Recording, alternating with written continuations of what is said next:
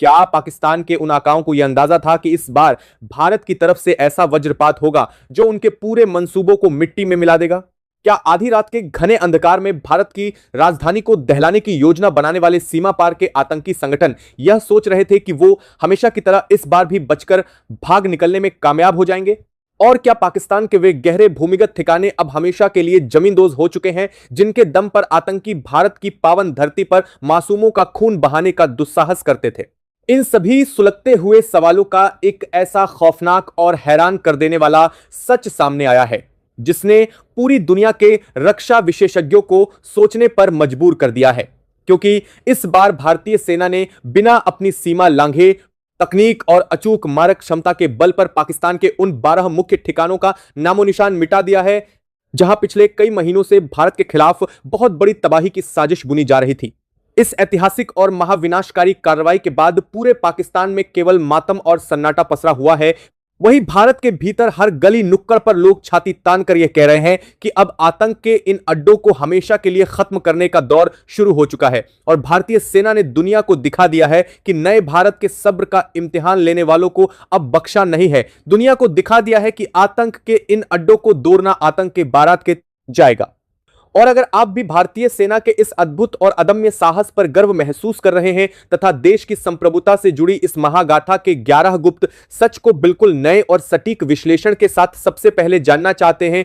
तो इस देश प्रेमी मंच की सदस्यता तुरंत ग्रहण कर लें और सूचना वाली घंटी का बटन अवश्य दबा दें ताकि देश के पराक्रम की हर बड़ी और प्रामाणिक खबर आप तक बिना रुके पहुंचती रहे। दोस्तों, कल रात नियंत्रण रेखा पर जो कुछ भी हुआ वह आधुनिक सैन्य इतिहास की सबसे बड़ी और अभूतपूर्व घटना मानी जा रही है, क्योंकि भारतीय सुरक्षा एजेंसियों को बहुत पहले ही यह खुफिया जानकारी मिल चुकी थी कि पाकिस्तान समर्थित 12 ठिकानों पर सैकड़ों आत्मघाती हमलावरों को इकट्ठा किया गया है, जिन्हें अत्याधुनिक हथियारों और संचार उपकरणों से लैस करके भारत के बड़े शहरों जैसे मुंबई और अमृतसर में तबाही मचाने के लिए भेजा जाना था। जैसे ही यह अत्यंत संवेदनशील और पुख्ता जानकारी देश के सर्वोच्च नेतृत्व तक पहुंची, वैसे ही बिना किसी हिचकिचाहट के दुश्मन के ठिकानों को नेस्तनाबूद करने का अंतिम आदेश जारी कर दिया गया और इस पूरे महाअभियान को ऑपरेशन त्रिशूल 2 का नाम दिया गया,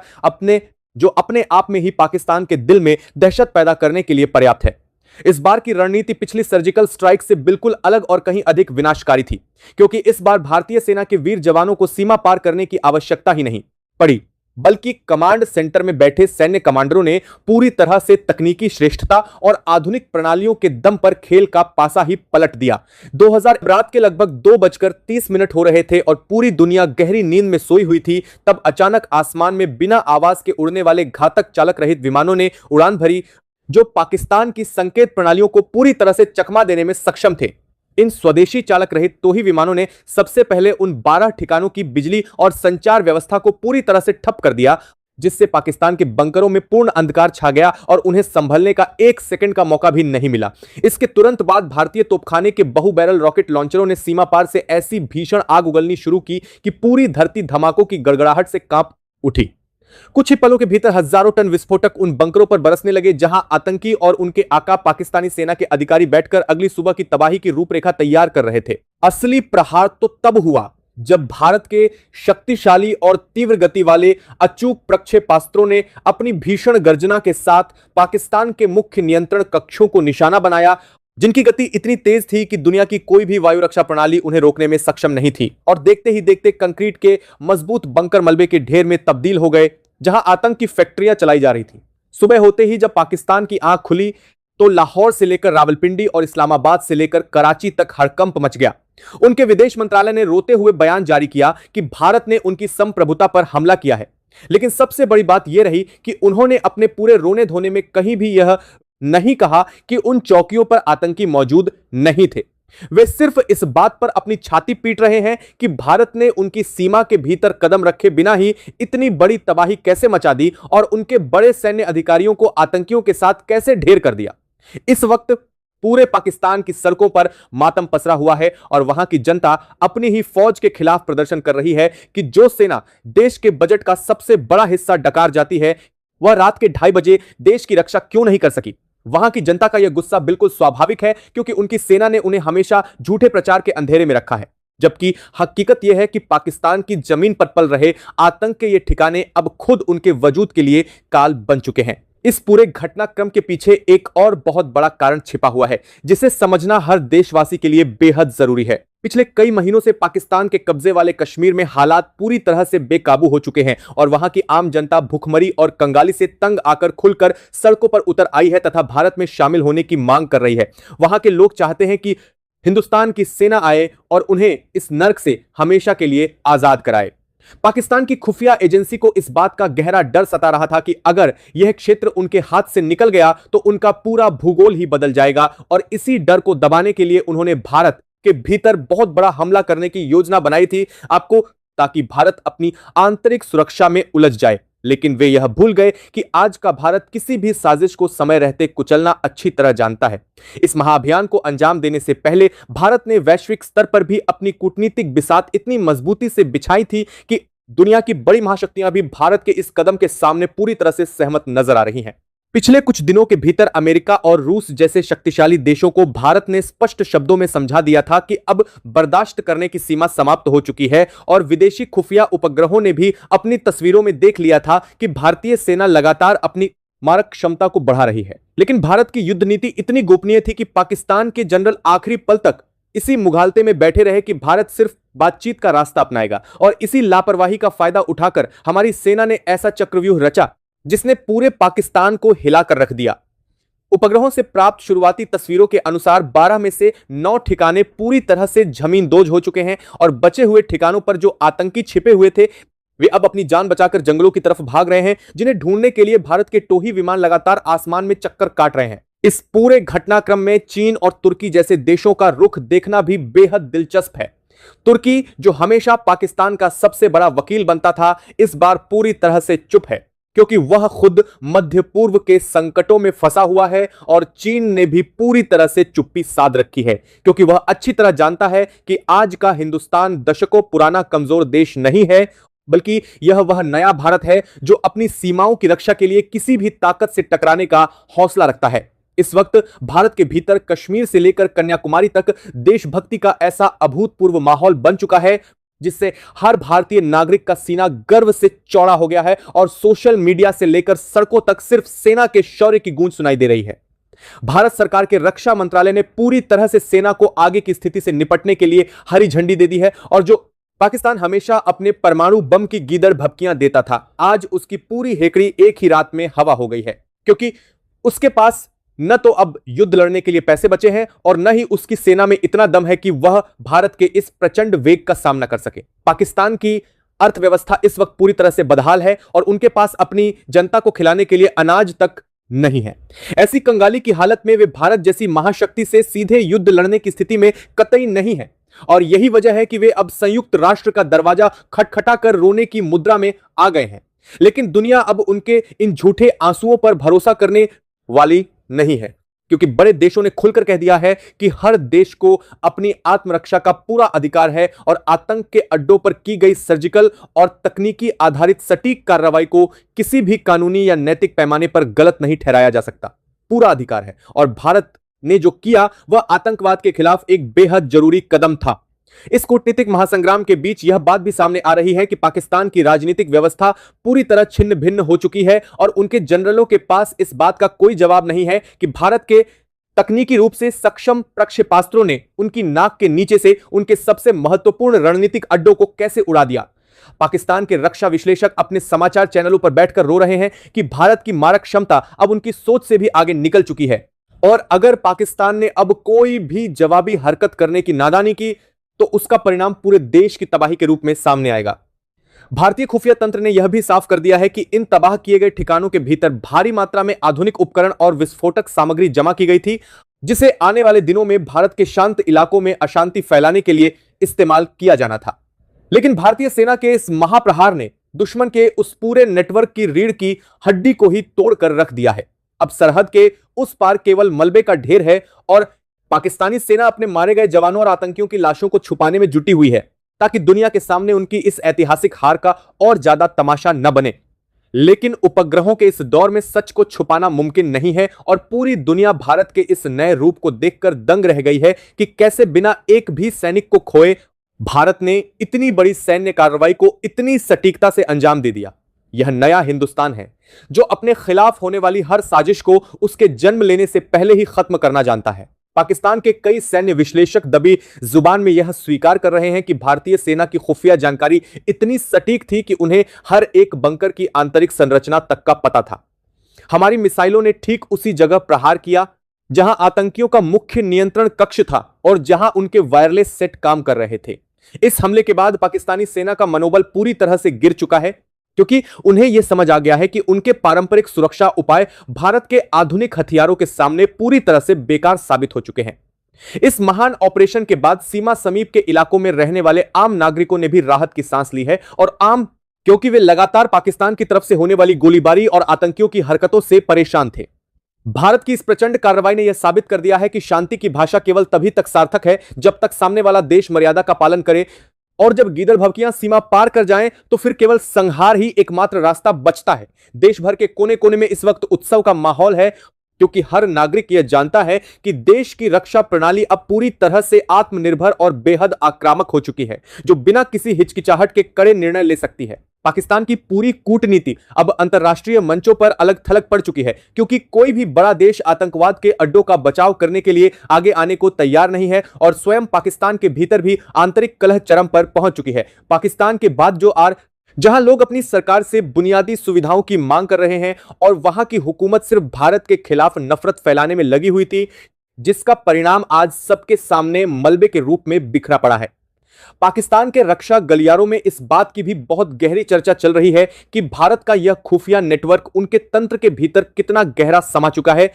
क्योंकि जिस तरह से आधी रात के सन्नाटे में एक एक करके ठीक उन्हीं कमरों को निशाना बनाया गया जहां बड़ी बैठकें हो रही थीं,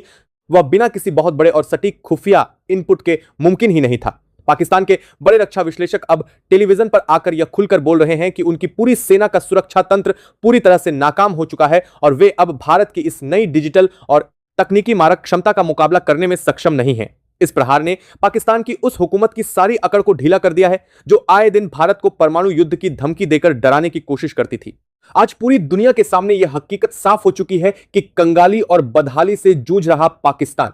अब भारत की इस प्रचंड शक्ति के आगे कहीं भी नहीं टिकता, और उसकी सेना के बड़े बड़े दावे सिर्फ कागजी साबित हुए हैं। भारतीय सेना की इस बेमिसाल कामयाबी का अगर भी दावे सिर्फ ने पूरे देश को एक सूत्र में बांध दिया है, और हर देशवासी का मस्तक गर्व से ऊंचा हो गया है, क्योंकि यह इस बात का प्रमाण है कि भारत अब केवल सुरक्षात्मक नीति पर नहीं चलता, बल्कि वह अपनी सुरक्षा के लिए दुश्मन के घर में घुसकर प्रहार करने की पूरी क्षमता रखता है। इस महाप्रहार की गूंज आने वाले लंबे समय तक पाकिस्तान में सुनाई देती रहेगी, और जो भी भारत के खिलाफ बुरी नजर उठाने की कोशिश करेगा उसे पहले इन 12 तबाह हुए अड्डों के मलबे को देखना होगा। नियंत्रण रेखा पर हुआ यह महाप्रहार इस बात का साफ और सीधा संदेश है कि भारत अब अपनी संप्रभुता के साथ खिलवाड़ करने वाले किसी भी दुश्मन को बख्शने वाला नहीं है, और जो लोग कल तक भारत के खिलाफ साजिशें रच रहे थे वे आज अपनी लाशें गिनने पर मजबूर हो चुके हैं। भारत के भीतर इन घटनाओं ने देशभक्ति की एक नई लहर पैदा कर दी है, और देश के करोड़ों नागरिकों की आंखों में अब खौफ नहीं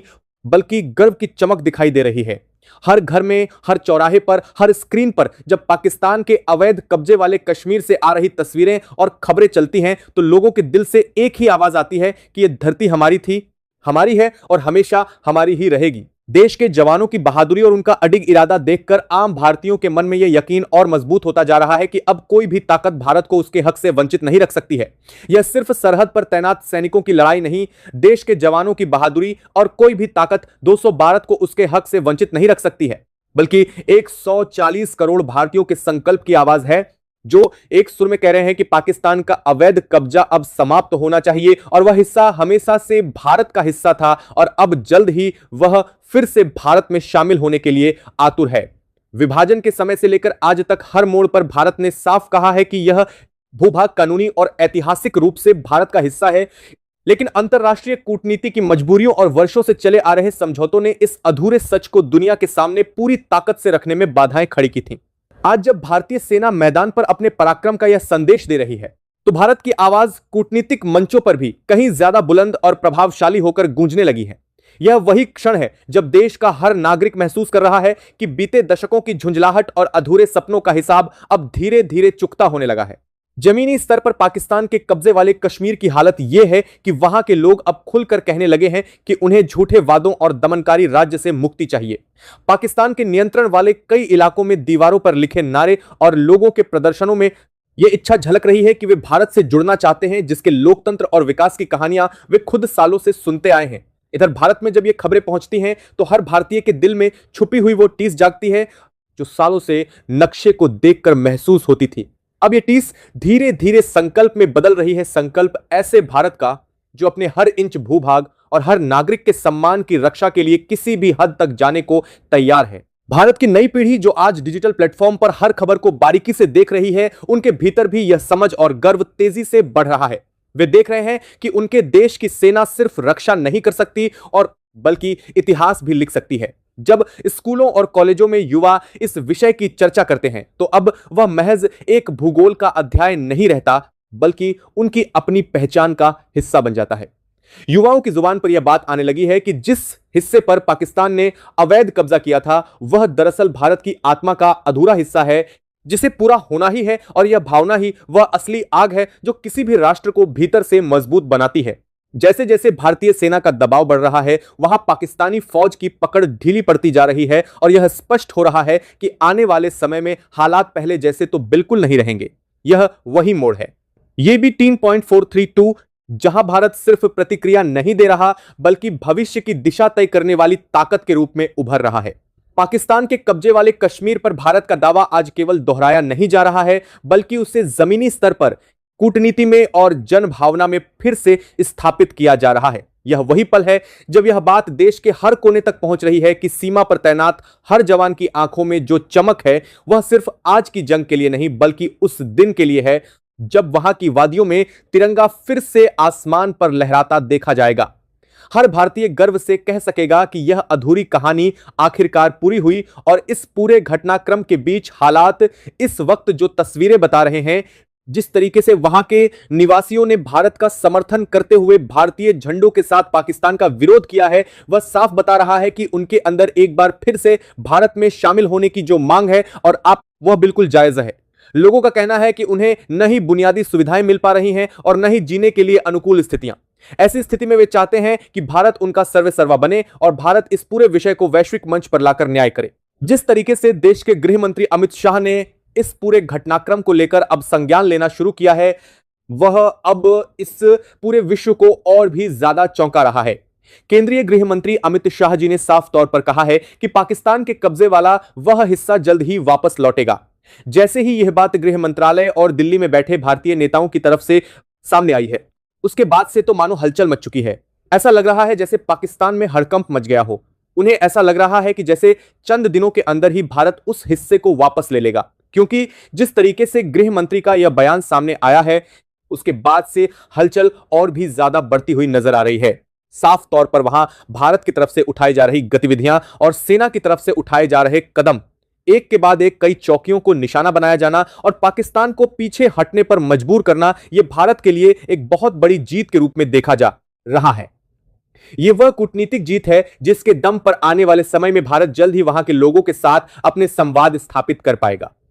साथ ही साथ मौजूदा अपनी ताकत को और कई गुना बढ़ाकर आखिरकार अपने ही इस अभिन्न हिस्से को वापस से हासिल कर रहा है। पाकिस्तान के सैनिकों को सिर उठाने तक का मौका नहीं मिला और भारत के इस प्रक्षेपास्त्र और रॉकेट हमले ने अग्रिम चौकियों को पूरी तरह से मलबे में तब्दील कर दिया है। उठते हुए विरोध के बीच पाक कमान के पास ना तो स्पष्ट रणनीति बची है और ना ही अपने जवानों को आगे भेजने का अब पर्याप्त हौसला बचा हुआ है। लेकिन इस वक्त भारत ने तीन तरफ से पीओके को घेरने को लेकर के बहुत बड़ी अपनी कदम आगे बढ़ा दिए हैं। खबर आ रही है नीलम घाटी को लेकर के, जहां पर इस वक्त बहुत बड़ा एक्शन लिया गया है भारत की तरफ से। क्या है वो एक्शन, इस वीडियो में आगे समझेंगे और जानेंगे कि क्या क्या इस वक्त असल में जमीनी स्तर पर स्थिति बन चुकी है जिसके चलते पाक चौतरफा घिर रहा है। तो वहीं दूसरी तरफ यूएन में जो हालात बने हैं उन हालातों को लेकर के भारत ने पीओके की स्थिति को सीधे तौर पर पूरी दुनिया के सामने उजागर कर दिया है, जिसके चलते अब पाक बैकफुट पर जाने को मजबूर हो चुका है। इस बीच भारतीय सेना ने बेहद संगठित और योजनाबद्ध तरीके से उन पहाड़ी दर्रों और महत्वपूर्ण लॉजिस्टिक रूट पर पकड़ मजबूत कर ली है, जिन पर कब्जा होने का साफ मतलब यह है कि पाक सेना की सप्लाई लाइनों पर सीधा और घातक दबाव बन चुका है। पीओके से भीतर से आ रहे वीडियो और प्रत्यक्षदर्शियों के बयान में पहली बार इतनी खुलकर के तस्वीर सामने आ रही है कि आम लोग अब पाक के से पूरी तरीके से मोहभंग की स्थिति में पहुंच चुके हैं। कई कस्बों और बाजारों में स्थानीय आबादी भारतीय सैनिकों के समर्थन में नारे लगाते हुए दिख रही है और खुलेआम कह रही है कि वे भारत में शामिल होना चाहते हैं। रिपोर्ट के अनुसार कुछ इलाकों में लोगों ने अपने घरों की छतों पर तिरंगा जैसे दिखने वाला कपड़ा फहराना शुरू कर दिया है, जिसे वे प्रतीकात्मक रूप से अपने भविष्य की पसंद के रूप में देख रहे हैं। भीड़ के बीच से सुनाई दे रही आवाजें साफ कह रही हैं कि वे अब पाक के कुशासन, दमन और संसाधनों की लूट से पूरी तरीके से तंग आ चुके हैं और भारत के लोकतांत्रिक विकास और कानून के शासन के तहत जीने की अपेक्षा कर रहे हैं। इस बीच भारतीय सेना नेतृत्व की तरफ से भी संकेत मिल रहे हैं। मौजूदा कार्रवाई सिर्फ फायर तक सीमित और ऑपरेशन भर तक नहीं रही है, बल्कि यह बड़े एक और वैश्विक दीर्घकालिक सैन्य रणनीति का हिस्सा बन चुकी है। सूत्रों के मुताबिक भारतीय सेना ने कुछ प्रमुख ऊंचाइयों, फॉरवर्ड रिज लाइनों और निगरानी बिंदुओं पर ऐसी मजबूत पकड़ तैयार की है जिन्हें छोड़ने का इरादा फिलहाल बिल्कुल नहीं दिख रहा है। यही वजह है कि पाक कमांडरों के बीच घबराहट खुले तौर पर देखी जा रही है। मीटिंग्स का दौर तेज हो गया है और राजधानी इस्लामाबाद तक में सुरक्षा प्रतिष्ठानों पर सवालों की बौछार हो चुकी है कि आखिर कैसे इतनी कम समय में भारत ने जमीन पर इतना बड़ा सामरिक फायदा हासिल कर लिया। कूटनीतिक मोर्चों पर भी नई दिल्ली में इस मौके का भरपूर उपयोग करते हुए दुनिया के सामने यह संदेश और भी ज्यादा साफ तरीके से रखना शुरू कर दिया है कि पीओके में जो कुछ भी हो रहा है वह सिर्फ दो देशों के बीच सैन्य टकराव नहीं, बल्कि वहां के लोगों की दशकों पुरानी आकांक्षाओं का उफान है। भारत की यह दलील अब देशों को समझ में भी आने लगी है, जब खुद पीओके के निवासी पाक के खिलाफ सड़कों पर उतरकर भारत के पक्ष में नारे लगा रहे हैं। तब यह सवाल सिर्फ टेरिटोरियल डिस्प्यूट नहीं, बल्कि पीपुल्स विल का बन चुका है। इस बीच खबर है कि भारतीय प्रतिनिधि अंतर्राष्ट्रीय मंचों पर यह बात जोर शोर से रख रहे हैं कि यह हालात इसी तरीके से बने रहे तो भविष्य में पीओके के लोगों की इच्छा के अनुरूप किसी राजनीतिक समाधान और उनके भारत में विलय के विकल्पों पर भी विचार किया जाएगा। भारत के नई दिल्ली के उन कमरों से आ रही खबरें जो नीतिगत निर्माताओं का काम करते हैं, वहां से उन खबरों ने पूरी दुनिया को और भी ज्यादा चौंका दिया है। कई गांव में अप्रशासनिक तौर पर पाक का दखल लगभग नाम मात्र कर रह गया है। स्थानीय लोग कथित तौर पर पाक चौकियों के बाहर इकट्ठा होकर के सेना के पीछे हटने की चेतावनी तक दे रहे हैं। जो यूनिटें पहले उनके लिए डर का प्रतीक थीं, आज उसी भीड़ के सामने खुद को असहाय महसूस कर रही हैं। कुछ जगहों पर पाक सैनिकों को अपनी पहचान छिपाकर नागरिक बस्तियों के रास्ते सुरक्षित इलाके की ओर भागने हुए देखा गया है। वहीं दूसरा भारतीय सेना ने अपने अग्रिम पोस्ट पर तैनाती बढ़ाकर के साफ कर दिया है कि पीछे लौटने का कोई भी इरादा उनका नहीं है। पीओके के अंदर हालात और पाक की टूटती सैन्य पकड़ के बीच साफ संकेत मिलने लगा है कि भारत ने इस पूरे क्षेत्र को तीन तरफ से घेराबंदी की रणनीति के तहत कवर करना शुरू कर दिया है। जमीनी सूत्रों के हिसाब से नीलम घाटी की दिशा से भारत की एक बड़ी बटालियन और सहायक फोर्सेस को आगे बढ़ाने के लिए रवाना किया गया है, जिनका काम वहां के अहम ऊंचाई वाले इलाकों और दर्रों पर दबदबा बनाकर के पाक की बची हुई सप्लाई लाइनों को कट करके सिकंजे को कस दिया जाए। दूसरी तरफ फ्रंट मोर्चों पर भी भारत ने कई नए पॉइंट्स से आगे बढ़ते हुए पाक फौज को सैन्य, सामरिक और मनोवैज्ञानिक स्तर पर घेरने की कार्रवाई तेज कर दी है। यह पूरी तैनाती इस अंदाज में की जा रही है कि पाक के पास ना तो सुरक्षित पीछे हटने का रास्ता बचे और ना ही किसी बड़े जवाबी ऑपरेशन की ठोस गुंजाइश, जबकि भारतीय यूनिट सुनियोजित तरीके से अपना दायरा बढ़ाते हुए हर दिन नया भूभाग अपने प्रभाव क्षेत्र में ला रही हैं। दिल्ली में बैठे रणनीतिक नेतृत्व में सब सार्वजनिक रूप से सब संकेत दे दिया है कि पीओके को लेकर भारत का रुख सिर्फ कड़ी बयानबाजी तक नहीं रहेगा, बल्कि जमीन पर बदलते हालात की रोशनी में इसे अपने देश में शामिल करने की दिशा में निर्णायक चरण शुरू कर दिया गया है। सरकार के शीर्ष स्तर पर बैठे हुए बैठकों के बाद यह बात खुले तौर पर सामने रखी गई है कि पीओके भारत का अभिन्न हिस्सा है और वहां के लोगों की इच्छा भारत की कानूनी और ऐतिहासिक दावेदारी को और भी मजबूती दे रही है। यही कारण है कि अब भारत के राजनीतिक और सैन्य नेतृत्व के बयानों में किसी तरीके की गोलमोल भाषा के बजाय एकदम साफ और दो टूक संकेत दिखाई दे रहा है कि यह मुद्दा अनिश्चित काल तक टलता रहने वाला नहीं है, बल्कि समाधान की तरफ तेजी से हम बढ़ रहे हैं। सबसे बड़ा बदलाव यह है कि पीओके के भीतर से उठ रही आवाजों को भारत ने केवल अपने घरेलू विमर्श तक सीमित नहीं रखा है, बल्कि उन्हें सीधे अंतर्राष्ट्रीय मंचों पर पहुंचा दिया है। जिन बैठकों में पीओके के नागरिकों की मांग, भारत में शामिल होने की उनकी खुली इच्छा और पाक के दमन के खिलाफ उनके नारों का जिक्र आया है, उन सबको भारत ने दस्तावेजी रूप में तैयार करके संयुक्त राष्ट्र सहित कई वैश्विक संस्थाओं के समक्ष रखने की प्रक्रिया शुरू कर दी है। सूत्रों का कहना है कि भारत ने यूएन में साफ शब्दों में बात रखी है कि अब मामला सिर्फ दो देशों के बीच सीमा विवाद का नहीं रह गया, बल्कि वह क्षेत्र स्वयं यह कह रहा है कि उसे किसके साथ रहना है। पीओके के लोगों द्वारा भारत समर्थक नारे, तिरंगे के पक्ष में की गई घोषणाएं और पाक के खिलाफ लगातार हो रहे प्रदर्शन अब भारत की कूटनीतिक दलीलों की रीढ़ बन चुके हैं। कूटनीतिक गलियारों में यह बात विशेष रूप से चर्चा का विषय बन चुकी है कि भारत ने पहली बार इतने व्यवस्थित तरीके से पीओके के भीतर की जन भावनाओं को अंतर्राष्ट्रीय समुदाय के सामने बेबाकी से रखा है। यूएन के मंच पर भारत ने यह भी तर्क देकर के जोर देकर के साफ किया है कि जब किसी भूभाग के निवासी खुद यह कह रहे हों कि वे किस राष्ट्र के साथ अपना भविष्य देखना चाहते हैं, तो विश्व समुदाय की नैतिक जिम्मेदारी बनती है कि वह उनकी आवाज को सुने, न कि पुराने जड़ और निष्प्राण कागजी समझौतों के पीछे छिपाए जाएं। भारतीय प्रतिनिधियों ने यह भी स्पष्ट किया कि पीओके में उठती भारत समर्थक आवाजों को कुचलने के लिए यदि पाक किसी प्रकार के बड़े दमनकारी कदम को उठाता है, तो भारत उसे न केवल क्षेत्रीय बल्कि वैश्विक स्थिरता के लिए गंभीर खतरे के रूप में लेगा और उसकी जवाबदेही अंतर्राष्ट्रीय मंचों पर तय करने की पूरी कोशिश करेगा। और साथ ही साथ भारत ने यह भी स्पष्ट किया है कि भारत इस पर कड़ा प्रहार भी करेगा। उधर सैन्य स्तर पर नीलम घाटी से लेकर के अन्य महत्वपूर्ण सेक्टरों पर चल रही भारतीय कार्रवाई ने पाक के लिए जमीनी विकल्प बेहद सीमित कर दिए हैं। जगह जगह पर यह खबरें आ रही हैं कि पाक पोस्टें या तो खाली कर दी गई हैं या उनमें मौजूद सिर्फ नाम मात्र की उपस्थिति में हैं, जिन्हें गोलीबारी तेज करने और फौरन पीछे हटने के संदेश दिए जा चुके हैं। इसके विपरीत भारतीय सेना के मूवमेंट और उनके आगे बढ़ती रैलियों से साफ पता चल रहा है कि भारत